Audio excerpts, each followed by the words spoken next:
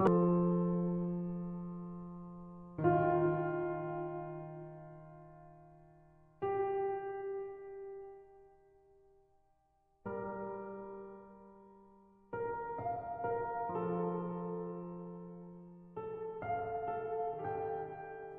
welcome to the introductory colloquium series on the ECT STAR scientific workshop program.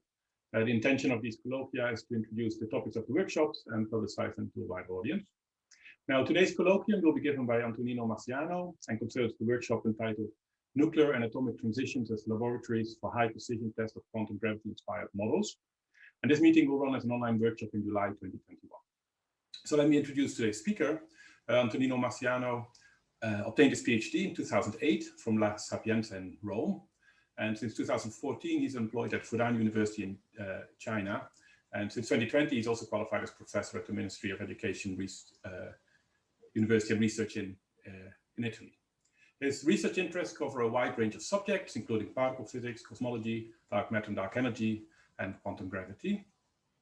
And the colloquium will introduce the workshop, Nuclear and Atomic Transitions as Laboratories for High Precision Tests of Quantum Gravity Inspired Models. And the idea is that these models produce predictions which might be testable in laboratories by performing high precision measurements of atomic and nuclear transitions. And so the workshop will explore these ideas using both top-down and bottom-up approaches.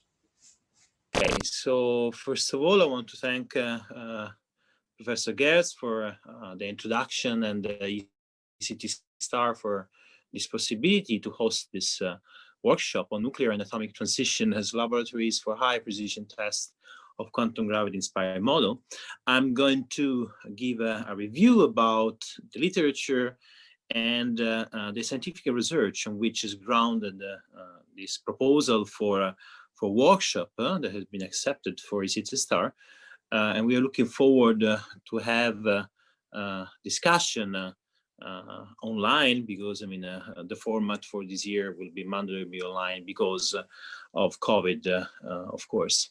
So first of all, I would like to introduce the scenario of quantum gravity phenomenology and talk in a kind of broad way about quantum gravity phenomenology, and then introduce the arena of non-commutative space-time as clusters universality for the inspection about, let's say, quantum gravity phenomenology. Then I will review something about the formation of symmetries in quantum groups. That is the theoretical framework for the discussion that I'm going to bring in and to discuss and to focus on during this presentation. And I will also get into detail for two main examples of the formation of symmetries and non-commutativity that goes under the name of theta Poincare, kappa Poincare. Then finally, I will discuss violation of the Pauli exclusion principle as a way to test quantum gravity in the framework, theoretical framework of non-commutativity, and what has the nature has to say about this. And then, I mean, some possibility for phenomenological analysis on this topic. So, is quantum gravity testable? So this is a question that started in the last years and well, in the last 2 or 3 decades, we would say, at least 2 decades. And many people have been focusing in the literature, in the community on this topic.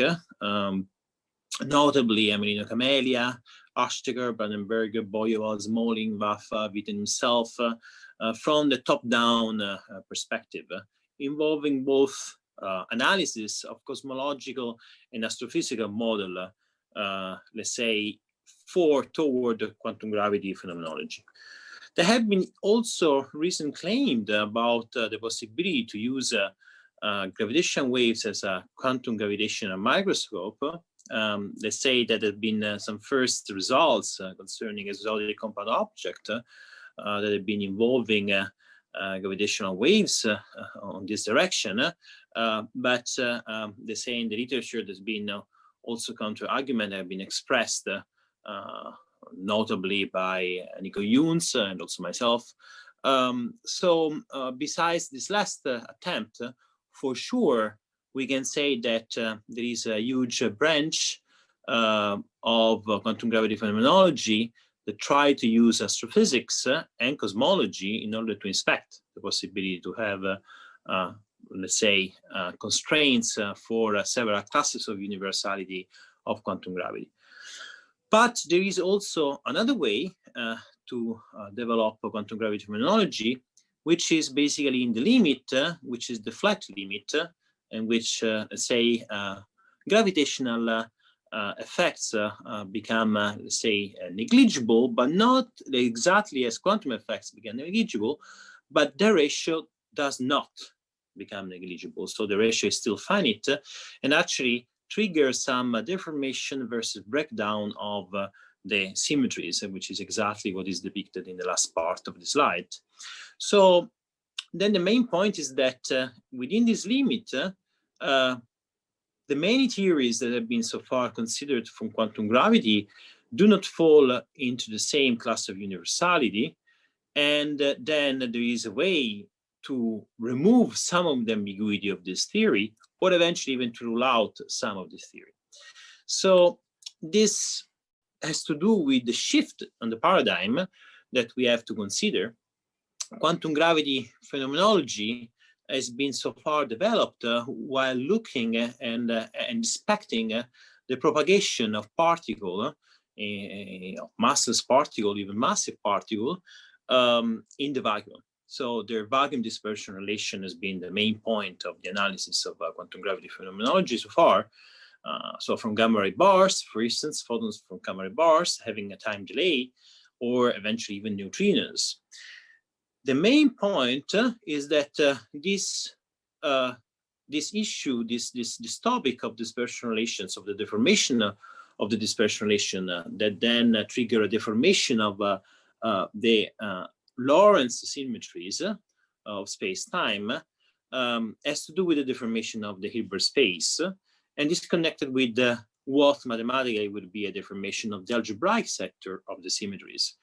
But when we want to deform the symmetries, instead of breaking the symmetries, we have to introduce some structure which are called of algebra that requires the introduction of a co-algebraic sector. Basically, this is, as I will show later, the action of the symmetries on the product of Hilbert spin of functions, of wave functions. So basically, the action on the sector of the Hilbert space, which is the Fock space. So this has to do with the statistics, basically. So this is the action of the symmetry on some quantum states that represent multiparticle states. And here, this structure is not the trivial one that we usually assume. So basically the one that has to do with the Leibniz rule for the action of, for instance, translation symmetries on coordinate functions, but it's something a little bit more complicated. That's why we introduced the concept of coalgebra. Whenever the coalgebra is modified, what will show is that the statistics is also modified. So the two things are intrinsically related. So, and this has to do also with the deformation of the momentum space that become curved. So spin statistics theorem is something that is very much related and necessarily related to the Lorentz invariance. Indeed, the way there has been in the literature to look at non-commutative space-time and the deformation of the Lorentz invariance, and then what could have been the consequence for the spin statistic theorem has been inspecting the microcausality. So microcausality, and there's been many investigation about this point, is not fulfilled anymore for any choice of the parameters that define the non-commutativity, but there can be, let's say, failure of microcausality to hold. And this failure hinges toward the fact that there is a violation of the spin statistic theorem. So this is very well understood in the sense that it has been studied very often in condensed matter, for instance, for systems that include anyons, and other bidimensional system, in which one consider the non-commutativity that is induced by the fluxus algebra non-commutativity, which this is induced basically by the fact that the Aharon-Bohm effect provide some phase, and this phase basically change the statistics. So this is very well understood there, and it works in reproducing some situation for a certain kind of bidimensional material. So the effective models of quantum gravity that we are trying to look at as a classes of universality for several, let's say, quantum gravity scenario entail again a violation or deformation of the Pauli exclusion principle, because they entail a violation of the space statistic theorem. And so here, indeed, I mean, it's good to remind what is the difference among these two situations. So we have a situation in which Lorentz invariance can be just broken, and this would entail the appearance of Lorentz violating and CPT violating operators that are still renormalizable. But in order to have a theory that have some basic requirement of unitarity, we have to introduce, let's say, even considering a large fine-tuning, heavy fine-tuning, we have to consider UV divergent diagrams in the standard model sector. And so these at the end affect the unitarity, and there are several possible scenarios that can, let's say, reproduce the situation. We can have a dynamical or versus spontaneous breakdown of the Lorentz symmetries. If you consider, for instance, what happened in QCD, you do have a breakdown of the Lorentz symmetries, but this is dynamical, this is not at the level of, let's say, the kinematical hyperspace. The vacuum is, of course, a vacuum which is Lorentz invariant, but the ground states are ground state that break dynamically the Lorentz invariance, and this is, of course, still good. So, of course, we have to provide a mechanism for this breakdown to happen. But in the case in which we want to do that from a perspective, which is a fundamental perspective, we may have the generation of non-renormalizable Pauli exclusion principle violating operator at the scale in which the Lorentz symmetry is broken. And this is, of course, different than what happened in QCD. And this is something that may lead to several problems of consistency of the theory. Then we have a totally different scenario in which we're not talking about the breakdown of the symmetry, but we're talking about the deformation of the Lorentz symmetry. And that means that the CPT theorem, for instance, is not violated, but is deformed, which is something different. While unitarity can be still preserved, at least in some cases that has been studied in the literature, for instance. Notably, Alvarez-Gomez and others studied already from 2003 the possibility of preserved unitarity, while assuming that the electric type of non-commutativity that there is in a certain kind of a non-commutativity space-time, so the modal plane or theta Poincare, as one has to want to refer to it, so this space-time for which the coordinate of a point non-commute, but actually have a commutation relation which are of central type. In this case, still we can have a quantum field theory which is consistent with the new theta Poincare theorem, and is consistent at the level that preserve unitarity, but we have to restrict ourselves only to a space-space kind of non-commutativity. So the strategy that can be considered then in this situation is to try to test and try to restrict, constrain all this possibility to violate the Pauli exclusion principle from following a different perspective, which is, let's say, the democratic one, in which the violation of the Pauli exclusion principle percolates in all the possible channel in which there can be propagation of the violation of the Pauli exclusion principle, or eventually consider other cases in which there is, let's say, a coupling of the let's say the parameters that break the Pauli exclusion principle, and this would be a scenario which is called despotic eventually, so non-democratic, and that has also been feasible from the point of view, for instance, of string theory, while considering certain background field expectation value that are anisotropic and have then coupling with the matter fields, which is let's say non-universal. This, of course, hinges toward also the formation or violation of the equivalence principle, but is a viable scenario from a theoretical perspective. So within this scenario, I want to introduce what is formally the concept, the mathematical concept that we are looking at. And this is, for instance, the one of algebras. So of algebras encode quantum groups, in the sense that of algebra are some definite mathematical structures that have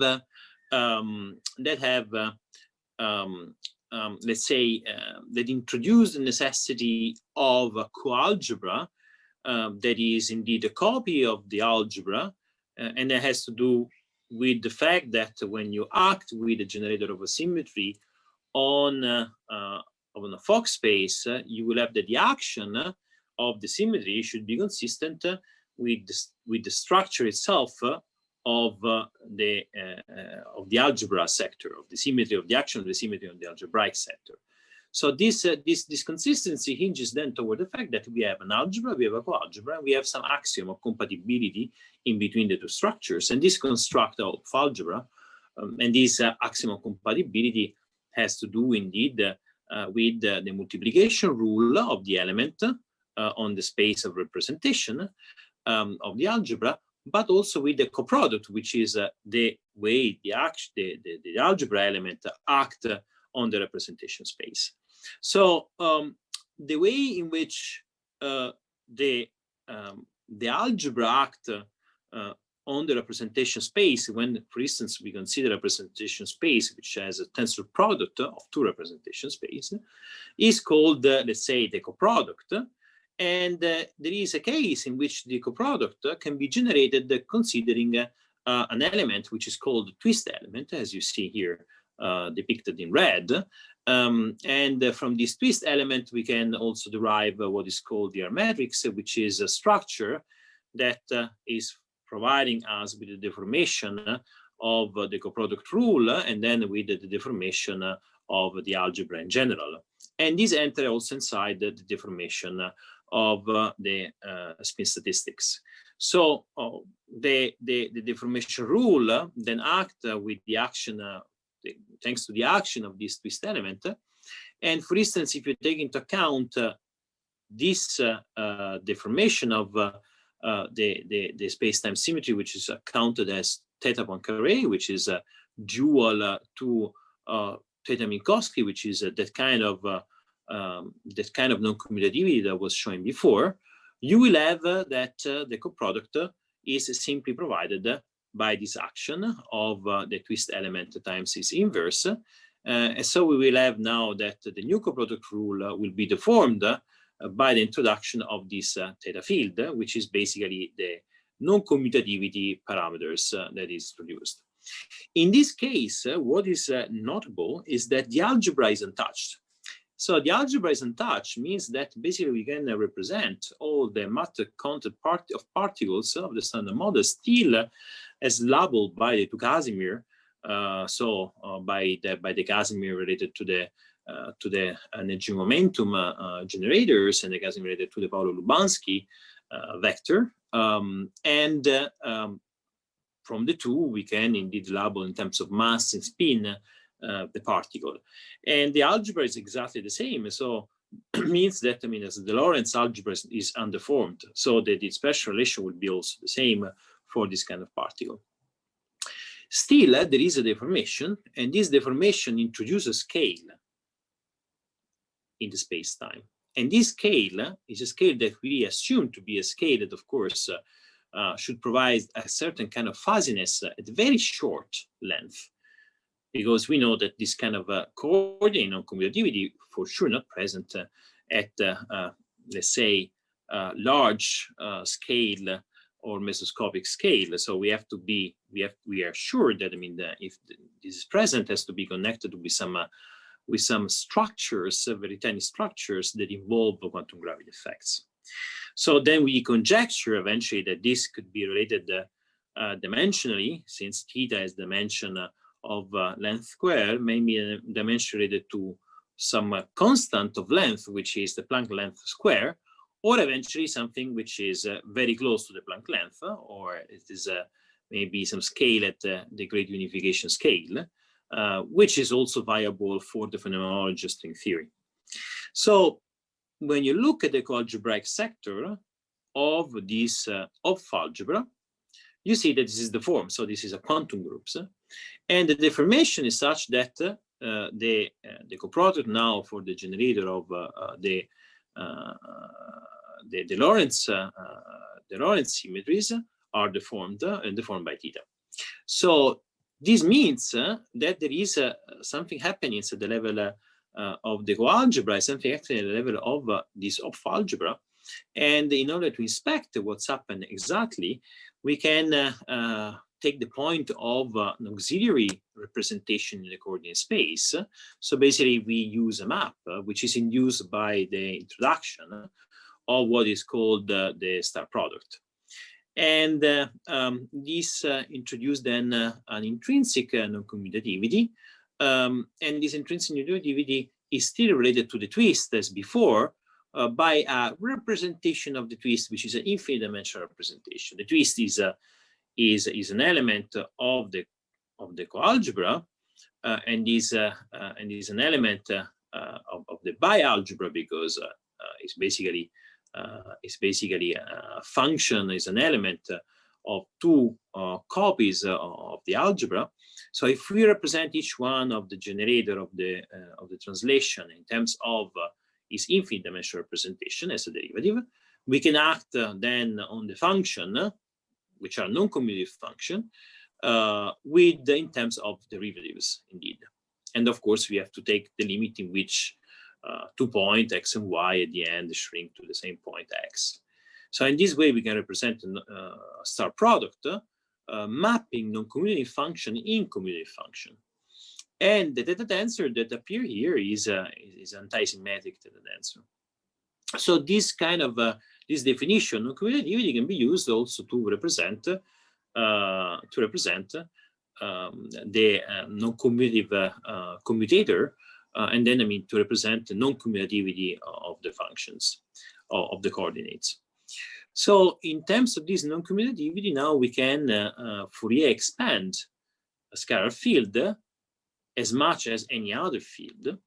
And this will be done, of course, in terms of element, exponential, complex exponential, which are element now of a central element of the theta Poincare algebra. So we can then go through a Fourier decomposition, and then the Fourier decomposition for our fields induced now, when we consider the product and then we consider the action of the star product, induce now an effect of the non-commutativity at the level also of the Fourier transform Laplace. So the action of the symmetries is still an action which is not modified, because we said the action of the Lorentz sector, the Lorentz sector algebra is still the same. But what is modified is the statistics, and the statistic can be calculated by the fact that, I mean, as we have introduced now the star product among the coordinates. This provides some extra factor in our Fourier transform of the product of the field.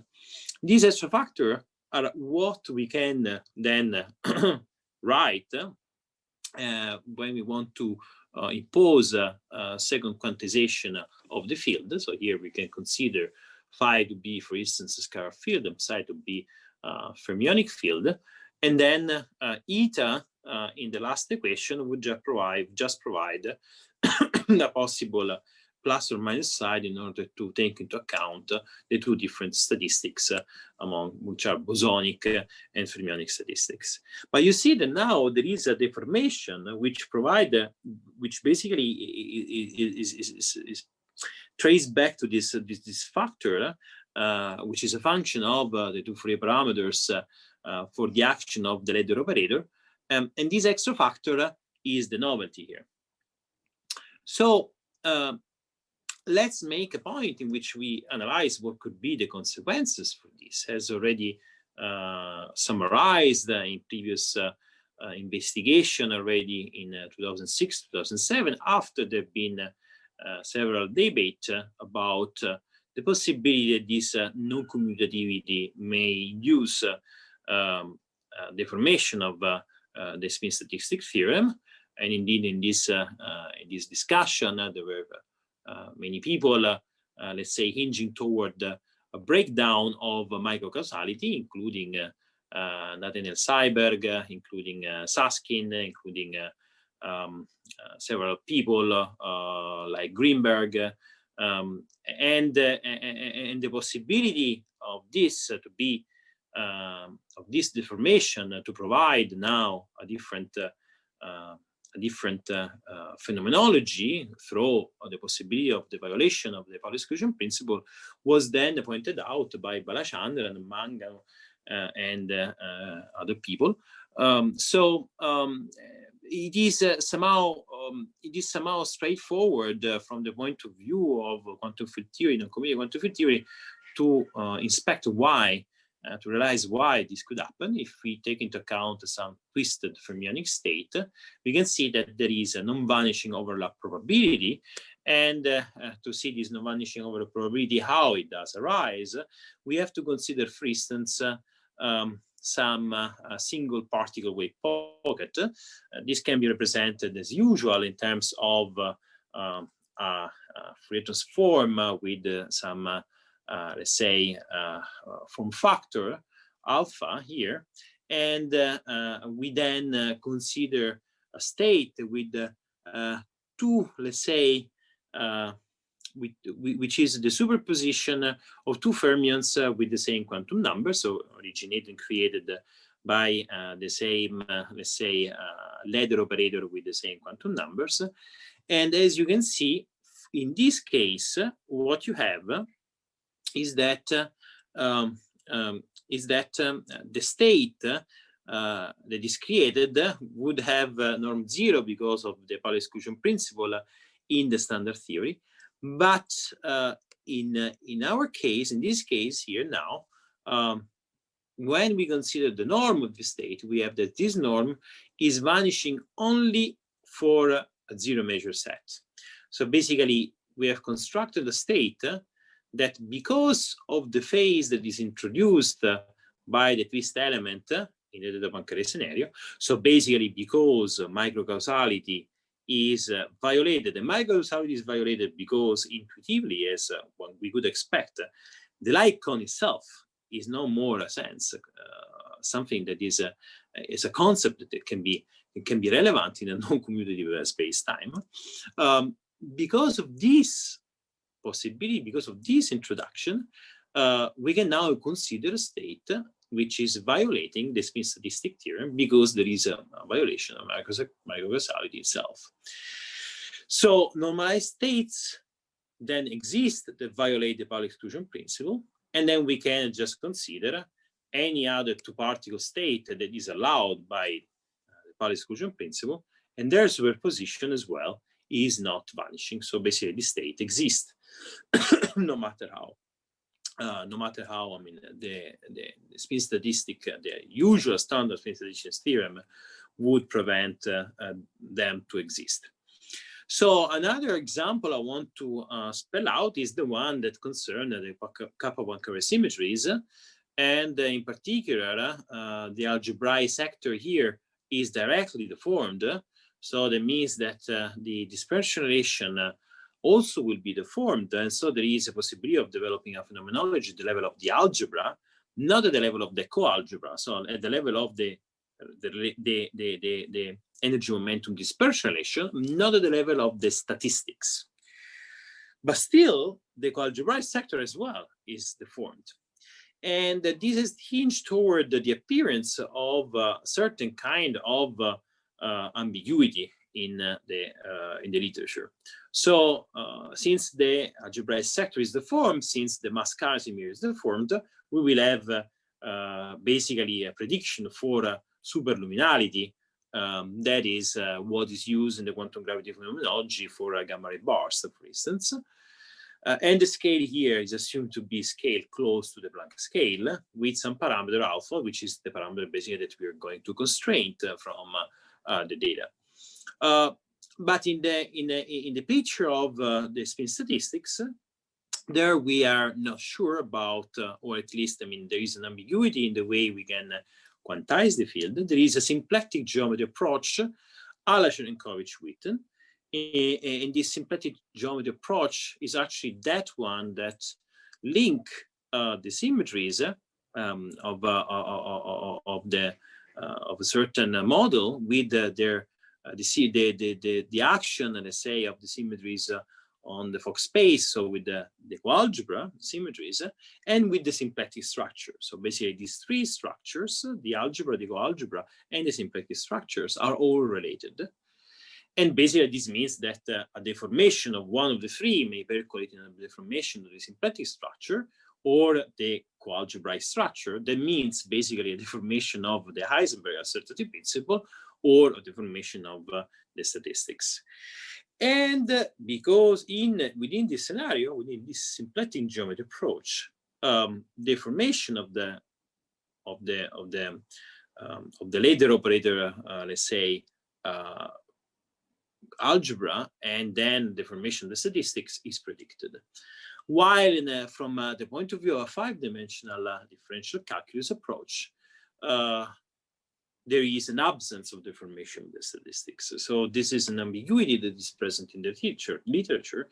And then, I mean, for sure, this ambiguity can be removed while considering what is the action of the symmetries.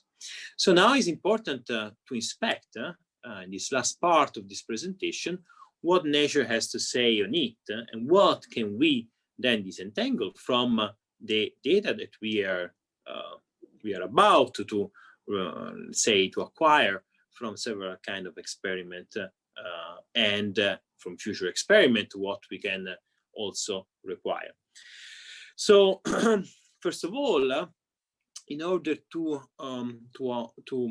use the knowledge, the theoretical knowledge, and make a gap, make a bridge between our theoretical, let's say, frameworks and the data that we have from our underground experiment, for instance, we need a parameterization that is able to capture this situation.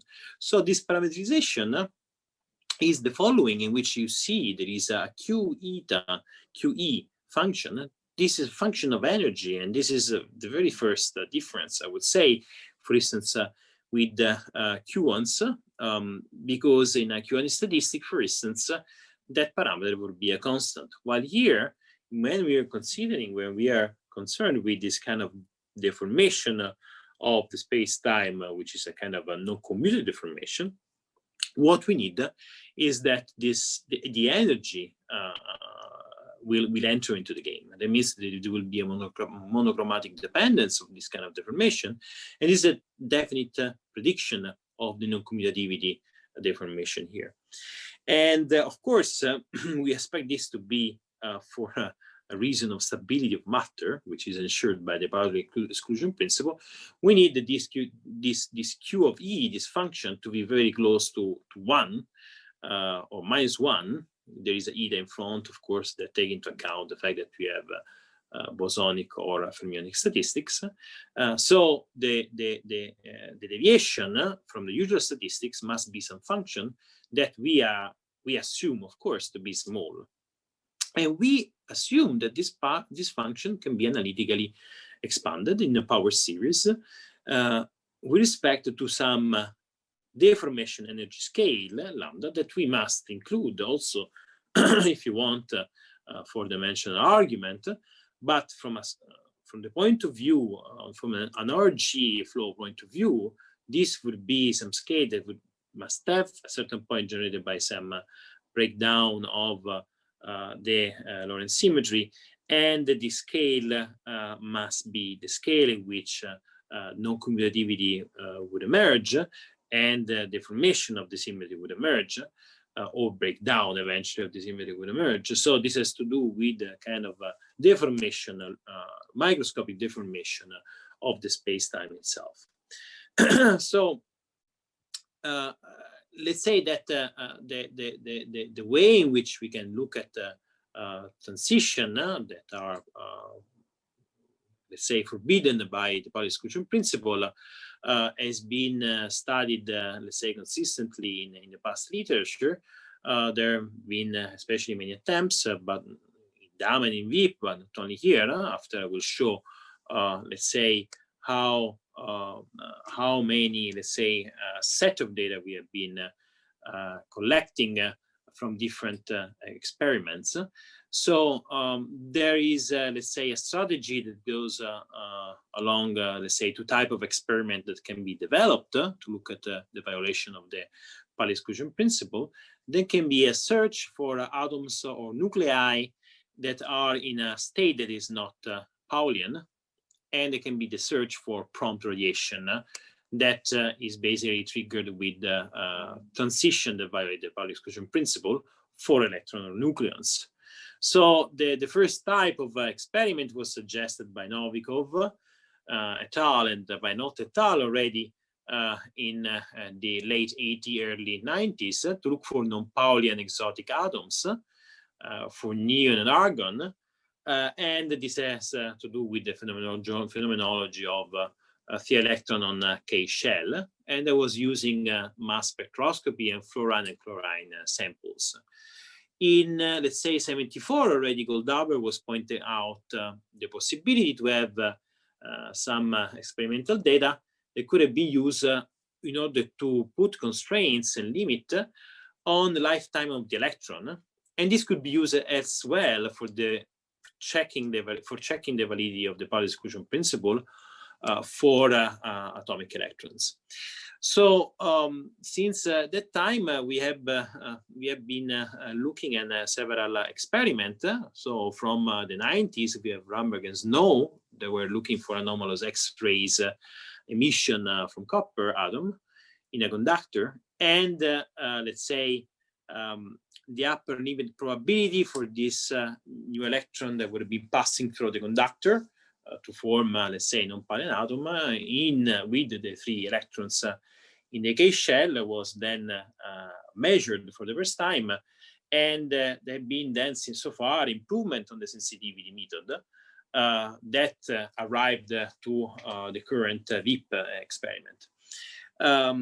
Then, I mean, of course, we can look at other laser atomic and molecular spectroscopy, let's say, methods for the search of other transition spectral lines that he would provide an evidence for the violation of the Pauli exclusion principle for helium-4 atoms.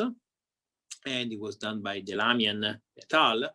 And in molecules of oxygen-2 by Hilburn et other people, and CO2. So the violation of the Pauli exclusion principle in the nucleon system, let's say, was searching for this transition, which are non-Paulian, with the emission of, let's say, photons or protons, or even non-Paulian beta plus and beta minus, have been then studied in Kamiokande in 93, in Nemo 2, in Elegant, in Dama Libra, and let's say other experiments.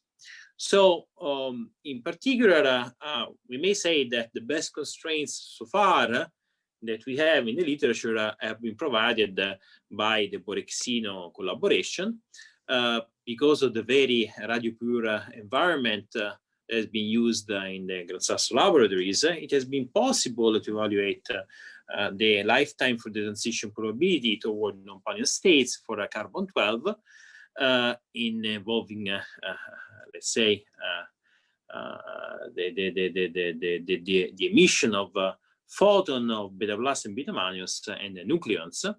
And let's say the strongest constraints come indeed from the nucleons. This has to do, let's say, with the fact that, of course, in this kind of experiment, we have to control, of course, the emission of, let's say, radiation, also eventually from this transition which would arise from the violation of the Pauli-Exclusion principle. And what is relevant at this point is that the lifetime is here, of course, increased the effect of the lifetime of the sensitivity on our test of the Pauli-Exclusion principle, let's say, transition. It grows with the mass sensitivity of the experiment. So basically, we have an amplificator here, an amplifier, a natural amplifier, which is provided by the number of nucleons that are in our sample.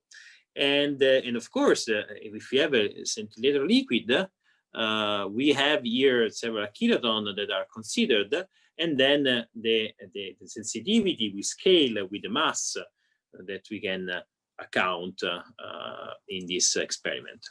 So, of course, the line of transition has to do with the typical energies as is depicted here for the, let's say, intensity for these transitions. For instance, the one that are studied in Borexino. Let's say that what is relevant, as I was saying, is that we have very tight constraint from carbon-12 arising in Borexino 2011. But besides this, we have also very strong constraint from the DAMA experiment.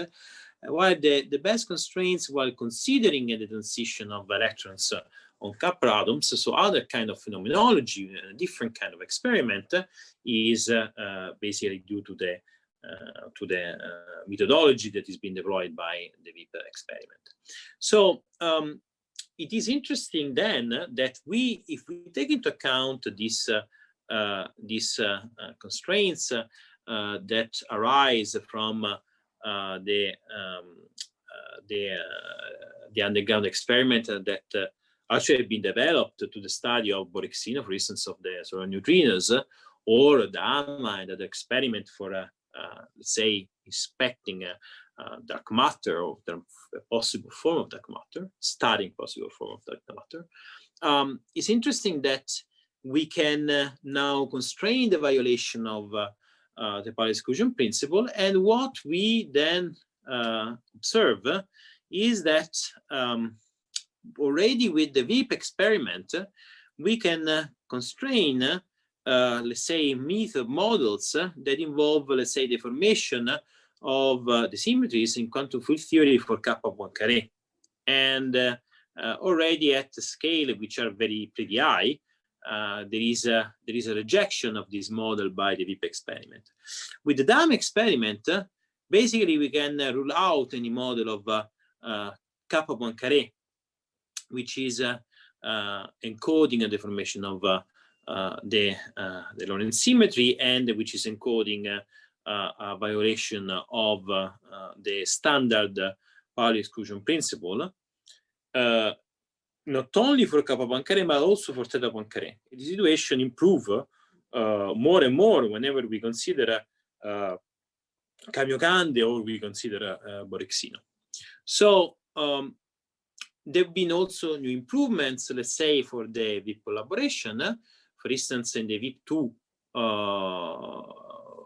experiment, there will be an open system accounting for, let's say, the possibility of testing that kind of deformation that I was saying before as not dependence on the energy as a parameter.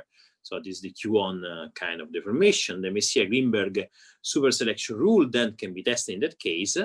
And for each injected electron into the copter, we will have a newly formed symmetry state, and the open system will be looking at those situations. But then there is the closed systems, which is more, let's say, adequate for the inspection of the breakdown of the violation of the Pauli-Exclusion principle, and then more adequate for the scenario, the arena non-commutative quantum gravity. So this PEP violation, let's say, they are not constrained by the Messiah-Greenberg rule, and they have to employ, let's say, some static target, like for instance, we have some different target that can be involved with lead, for instance. And in this case, the setup would be looking for anomalous K alpha line in the experiment. So it is interesting to notice that this hinges toward a very strong improvement of the constraints already, and this strong improvement of the constraints is now providing the windows to falsify also theta Poincaré. So theta Poincaré is particularly relevant because much part of, let's say, of string theory requires some B-field vacuum expectation value, which basically introduce a kind of non-commutativity among the coordinate of the target space, and this would entail at the end a possible deformation of violation of the Pauli exclusion principle, and this violation of the Pauli exclusion principle can be now achieved and constrained. And as you can see, the scale now is getting very close to, let's say, the Planck scale. So it means that, I mean, we can have a constraint already that exclude the gut energy as an energy, as a scale for the deformation, for the appearance of the quantum gravitational effect. For instance, in this classical string theory, this would be the scale of string theory. So we have to get up and up more toward the, let's say, the Planck scale or higher. This is what are suggesting this data, and this is, of course, a very first indication about the scale of this class universality and then of string theory. So there will be a lot of improvements in the future on that. I was talking about the possibility of Juno to arrive to 20 kiloton of a liquid scintillator mass. So this, the mass sensitivity then will increase. And since this is increasing of, let's say, about 2 orders of magnitude with respect to Borexino, we may expect that then this will turn in an increase also of the constraints of the bound, I mean, of the sensitivity on the constraints on the delta parameter, which is the one that we use in order to understand what is the let's say the possibility of deformation of the statistic of theory. So so if we then consider this, and in a way which is pretty naive, we just consider the mass sensitivity from Juno, and we do not consider it, though, something that we should consider in order to be sure about that, that of course the ambient in which the Juno experiment is achieved, is performed, is very much different from the very radio pura environment of the Gran Sasso Laboratories. Nonetheless, if there were no contamination, or the contamination can be dealt with, of course, I mean, it's, the Juno experiment is close to some atomic reactors, so of course this provides a source of noise. What we expect is that we would provide to go over the third order in the, let's say, Planckian suppression, let's say suppression of the energy with respect to the energy scale. So basically we would be able to constrain the theory over much higher, over, let's say, energy scale which are much higher than the Planck energy if we look at the second order. So this would be definitely, there would be a way to constrain and rule out theta Poincaré with the scale of universality, with the class of universality that it represents. I also have to say that if string theory fall in the class of universality of theta Poincaré, eventually quantum gravity may fall inside the class universality of Kappa-Minkowski, which is seems to be suppressed and ruled out at the scale and the energy scale of the Planck scale at linear, let's say, order. So finally, let me say that also looking at the story that I was mentioning before of the symplectic geometry approach to the deformation of the symmetries and also to the quantization of field on a commutative space-time, we have that since there is a structure through the Cherenkov-Witten let's say approach, which is very much underlined to be commonly, let's say, common and to be linked, which is basically the symplectic structure, the algebraic structure, and the co-algebraic structure. This means that this deformation of the symmetries may percolate also in deformation of the Heisenberg principle, so we can have a generalized uncertainty principle. And so we can have also that these Pauli forbidden nuclear transitions provide a way also to constrain the generalized uncertainty principle. So in conclusion, here there's a new path to provide quantum gravity studies with experimental guidance. The idea is to use underground experiment and to use the sensitivity that we have from these underground experiments with high accuracy in energy dependent violation of let's say transition that would violate the Pauli exclusion principle, which are atomic or nuclear. And this provide a lot of information about some classes of universality of quantum gravity that are non-commutative models. And already some classes of universality are ruled out up to the Planck scale and even higher by experiments like Borexino, Dama, and Juno may even improve these constraints, and there will be also VIP improvements as well. So thank you very much.